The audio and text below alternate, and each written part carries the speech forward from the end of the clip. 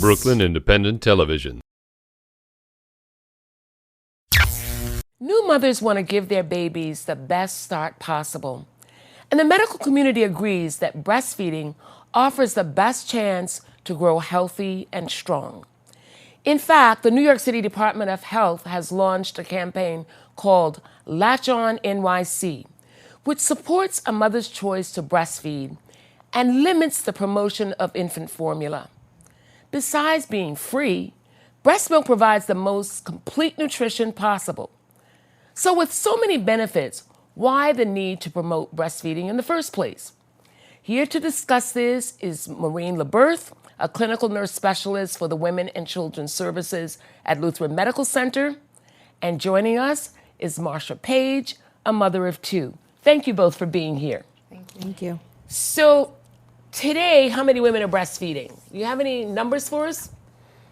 Nationwide, there is a large increase in the number of mothers that are starting to breastfeed. Among the Latina population, approximately 80% of mothers initiate breastfeeding at birth. Among the white population, about 75%. And among the African American population, about 70% initiate breastfeeding at birth. I have to tell you, those numbers, my hunch is they don't represent Brooklyn because from the experience I had working at the health center, far few people seem to be doing it. So what else do you see? Because you talked about Latinos, whites, and blacks. What about Asian women? Because Lutheran has a large Asian population. Yes, we do.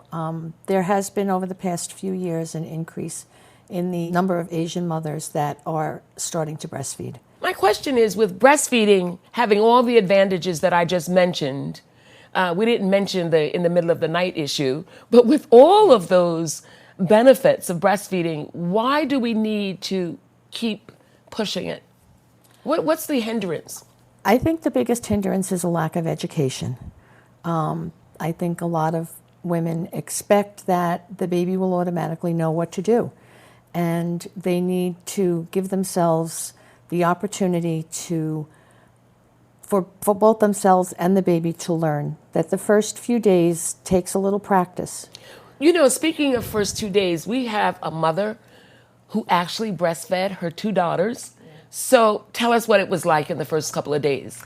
The first couple of days were very challenging because, as Maureen mentioned, it's a practice. You have to teach the baby to, latching on was very difficult for me. What was difficult about latching on, if you could just explain that? Sometimes, like, the shape of the breast and the shape of the breast can have a lot to do with how the baby will latch on, and I had to make some adjustments with the help of the nurses at the hospital that I delivered to get my baby to latch on properly. Well, sometimes when you first have a baby, especially if you've never breastfed before, the nipple doesn't come out. Was that part of your problem? Yes, that was my problem, exactly. And so what did they do? There's actually it's a device, Medela makes it. It's a cup, and you can place it over the nipple area to actually bring it out. A little suction. Yeah, it's like a suction, and you could place it over the nipple area, and it will bring the nipple out, so it's easier for the baby to latch on. So did the nurses help you with that? Yes, they did. With my first daughter, who's 5, the hospital that I delivered at was North Shore, Manhasset, and the nursing staff, it was very important. They were so helpful and supportive, and they came in on their different shifts and actually gave me tips of how the baby could best latch on. Sometimes, when the baby is first born, they're kind of sleepy and weepy all the time. They don't want to really eat. They're kind of lazy. So they would tell me to take the baby's clothes off and put her inside of my nightgown, and we bonded, and that would help her to latch on and it sounds milk. like Yeah. this is a key then in getting women to breastfeed. So what goes on at Lutheran?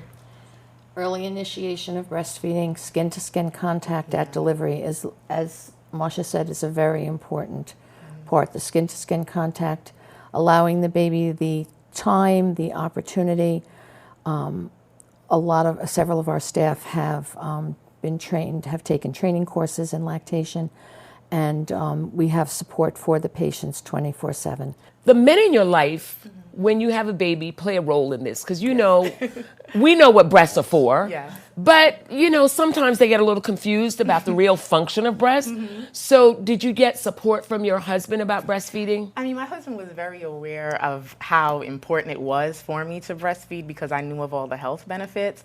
But in the beginning, we definitely butted heads because he kept he felt the baby wasn't getting enough nourishment in the first couple of days because during that time, the actual milk doesn't come. You know, the baby's feeding off of the colostrum.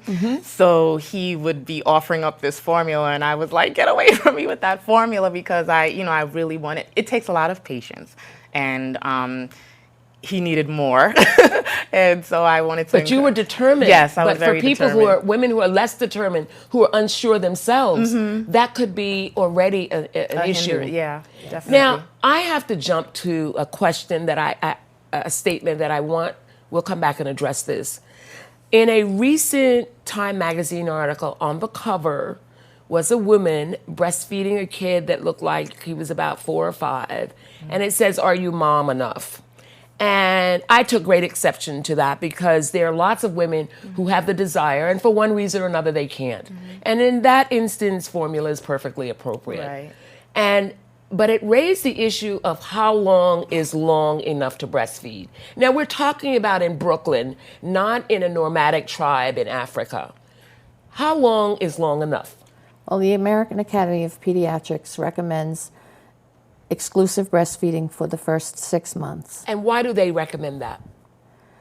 Because of the benefits of the breast milk, the bonding with the mother and the baby, the antibodies that the mother's milk provides to the baby. Very important point that we need to stress. Yes. I mean, multiple studies have shown that breastfed babies they get sick less. Fewer ear infections, for example. Ear infections. Colic. All of those things are less. Yes, less incidence of sudden infant death syndrome. They're healthier babies. There are studies that show that they're healthier children. The immunity that they receive stays with them as they grow. It's a very important point because they don't have their own immunity when they're born. And so when the mother gives them theirs, it really helps them fight these infections. Yes. So how long did you breastfeed your first baby? My first daughter, I breastfed her for 8 months, and my second daughter almost a year. So you stayed out of work for 8 months? No, I actually went back to work after 4 months, and I pumped the breast milk from my office at work and brought it home to her. And I froze a lot of it for her childcare. You were able to pump in your office? Yes, I was. And I had a little refrigerator, and I stored it in there and brought it home with me at the end of the day. But for women who are unable to have a private office and do their pumping, right now, what's going on in corporate America and the workplace? Well, there are several companies that are breastfeeding friendly, and they do provide not only pumps, but a private place for women to pump. Well, the New York City Department of Health does that. I have to say, they have lactation rooms, and they have advanced what they look like. When they first started their lactation room, it was not the best room, but now they have wonderful lactation rooms. And other women that want to continue to pump they will find someplace. They will speak to their manager, supervisor, and try to be accommodated with someplace private where they can pump and store the milk. They can use a freezer bag if there's no refrigerator available. If they could bring a bag with freezer packs to store the milk until they go home. One other point you made is that the American Academy of Pediatrics says breastfeed exclusively for 6 months. And one of the things that they're now saying is that children who are exclusively breastfed for 6 months have less problems with obesity. Yes. Is that still in the literature? True. Yes. Their recommendation is exclusive breastfeeding for 6 months, but they recommend continuing breastfeeding up until age of 1 year. So what kept you going? What kept you going with breastfeeding? What kept me going was all of the health benefits that I knew that it could provide to my baby. And with my first daughter, she really had, I think, 1 ear infection, and that's a common problem with young children with the ear infections. And I knew that continuing to breastfeed would decrease that significantly. So I just, it's a lot of patience and a lot of work, but I knew of the health benefits, so that's why I stuck to it. Now, one other thing I want us to get out are some of the other barriers that keeps women, other than the fact that the staff is not supportive enough. What are some of the other things that keeps women shying away from breastfeeding? Lack of education Lack and of awareness of how important it is and of all the benefits. What about having cesarean sections? It's not a contraindication. Absolutely not a contraindication. And it also cannot be a barrier if the staff at the time in the hospital is willing to support and help the patient, help the mother to find alternate positions to make her comfortable so that she can feed the baby. One of the issues is they say, oh, you're taking pain medication, so you shouldn't breastfeed. But if a baby was febrile in the hospital, what would they give them? They'd give them acetaminophen anyway. Yes, they would. So, one of the things we want to get out there is that the fact that you have to take something mild for pain is not a reason not to breastfeed. No, it's not. The pain medication that most hospitals provide is safe. That the amount that passes through to the breast milk from the mother is so minimal that it has no effect on the baby. If people have questions about where they can get information, because the best time to start preparing women is before they actually have the baby. Yes. If they have questions and you run the Women's Center, can you tell them how to get in touch with the Women's Center for counseling? Of course, women who don't go to Lutheran, you should ask your obstetrician about how to get counseling about breastfeeding before you actually have the baby. They also, the patients, the women that go to our family health center are provided with education prior to coming in to deliver the baby. 311 information line. Thank you for mentioning that. The New York City has an information line on breastfeeding. Yes, they do. If you call 311, you can get information from them. Thank you for that, for reminding me of 311. It is a good place to go, and we're going to have to leave that Latch On NYC and call 311 as our last word. Thank you both for being here. Thank you.